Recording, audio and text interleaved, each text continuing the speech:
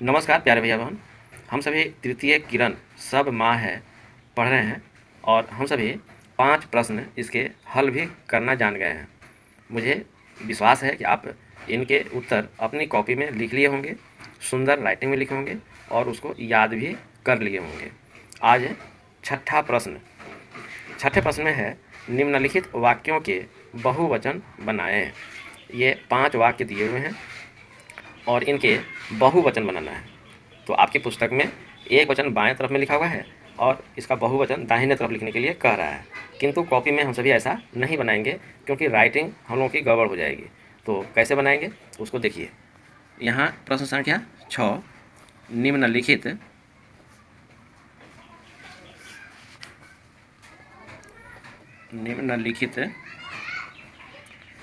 वाक्यों के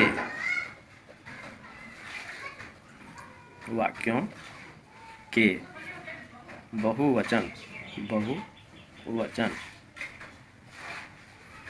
बनाए। आप देख रहे हैं उधर जगह नहीं था तो हम इसको नीचे लिखे हैं। तो आप भी ऐसा ही करेंगे। यदि एक ही पंक्ति में आ जाता है तो अच्छी बात है, अन्यथा साफ साफ नीचे की ओर लिख लेंगे। अब यहाँ पर क दिया है, क में दिया है एक बालक आता है। यहाँ लिखेंगे एक बालक आता है।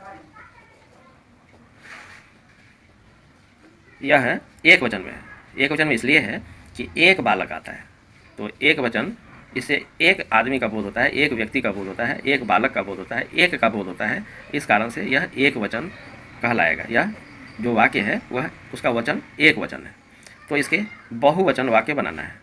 तो यहाँ लिखेंगे उत्तर। तो एक बालक का हो जाएगा अनेक बालक। अनेक बालक आते हैं या कई बालक आते हैं, लेकिन आप अनेक बालक लिखिएगा। अनेक बालक आते हैं। इस वाक्य से पता चलता है कि एक से ज़्यादा बालक आते हैं, कई लड़के आते हैं।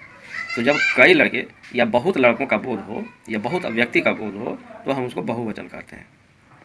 अब ख में दिया है नदी बहती है। नदी बहती है। नदी बहती है यानी कि एक नदी के बारे में ये कह रहा है। तो इसका बहुवचन हम लोग बनाएंगे। नदियाँ बहती हैं। नदियाँ बहती है। चलिए यहाँ देखिए नदी दीर्घी लिखा हुआ है नदी, लेकिन जब बहुवचन बनाएंगे तो यह ह्रस्वी हो गया। तो ये द ह्रस्वी नदियाँ बहती है। ग में दिया है नगर में विद्यालय है। नगर में विद्यालय है। तो इसका बहुवचन बनाएंगे। इससे पता चलता है कि नगर में यानी कि शहर में एक विद्यालय है, लेकिन इसका जब बहुवचन बनाएंगे तो लिखेंगे नगर में अनेक विद्यालय हैं, यानी कि बहुत सारे विद्यालय हैं। अनेक विद्यालय है। अब घ वाला प्रश्न हम सभी इसी प्रकार से हल करेंगे। घ में दिया है मैं खेलता हूँ। मैं खेलता हूँ। इस वाक्य से यह पता चलता है कि मैं खेलता हूँ, मैं अकेले खेलता हूँ। तो इसका जब बहुवचन बनाएंगे तो हम लोग खेलते हैं। यहाँ लिखेंगे हम लोग, यानी कि कई लोग मिलकर के हम लोग खेलते हैं।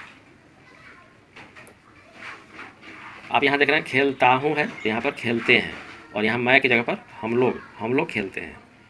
अब इसका जो अंतिम वाक्य है वह बोलता है। वह बोलता है।